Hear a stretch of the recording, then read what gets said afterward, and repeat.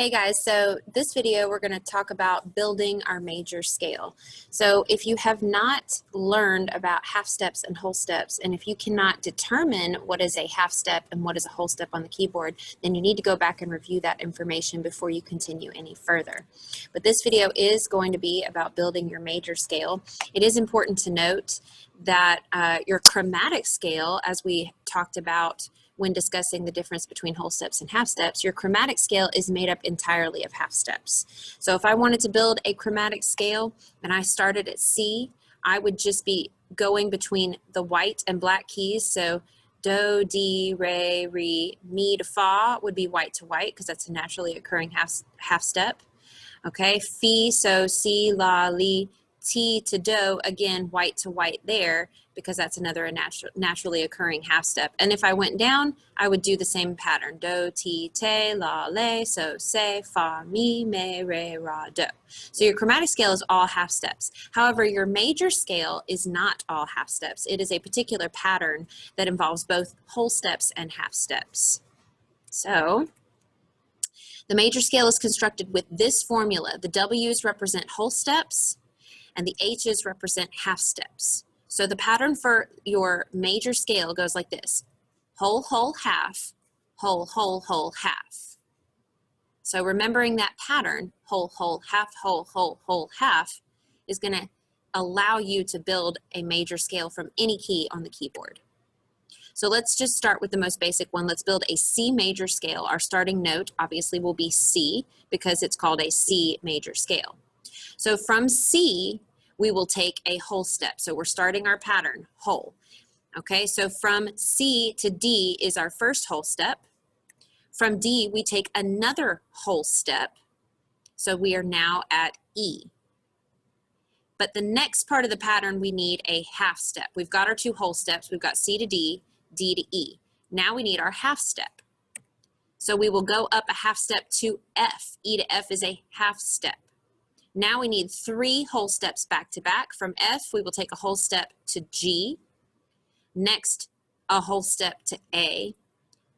And then a whole step to B. So those are our three whole steps in a row. And the final part of the pattern is the final half step, which returns us to C. So the major scale is C, D, E, F, G, A, B, C. Pretty simple stuff when it comes to C major because it's all white keys. But what if we started on another key other than C? How would that turn out? So let's try building an E flat major scale. So our starting note is going to be E flat. If you remember in our earlier discussions, this could also be known as D sharp, but for our intents and purposes, we're going to call this note E flat. So we're going to start with our first whole step. With our starting note being E flat, we need a whole step above E flat. So that's going to take us to F. Now we need another whole step from F, which would put us at G. Now we need to take our first half step. From G, a half step going up would be A flat. Now we're calling it A flat instead of G sharp because our starting note is E flat, and we want to keep the accidentals the same throughout. So for this particular scale, everything, all the black keys are going to be given their flat name and not their sharp name. Now we need another whole step from A flat, which is actually going to take us to B flat, right? If we were here, if we were at A flat, a half step up would be A, but we want a whole step. So we've got to skip over that white key and go to the next black key, which takes us to B flat. Now we need another whole step from B flat, which is actually going to take us to C. B flat to B is a half step. B flat to C is a whole step. We need another whole step from C, which takes us to D. And our final part of the pattern is the last half step.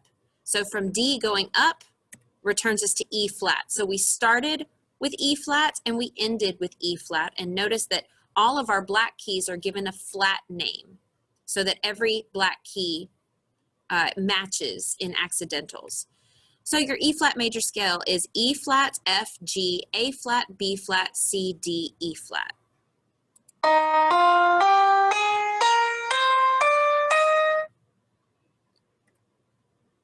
So notice that E flat has 3 flats. Both E flats only count once. E flat, A flat, and B flat.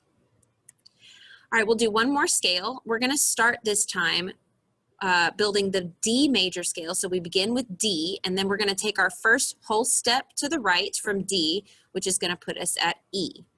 Now we need another whole step from E, which is not going to be F, but rather F sharp. F sharp. So we're going to use sharp names this time. So we went D, E, F sharp for that whole step. Now we need a half step from F sharp, which is going to take us up to G. Now we need another whole step that takes us up to A. From A, the whole step takes us to B. We need another whole step. So from B, the whole step takes us to C sharp. And again, because we're using sharps, we're gonna do F sharp and C sharp instead of calling this G flat and D flat. We're gonna use the sharp names for this key. And now we are at our final part of the pattern, which is the last half step, and that returns us to D. So our D major scale is D, E, F sharp, G, A, B, C sharp, D.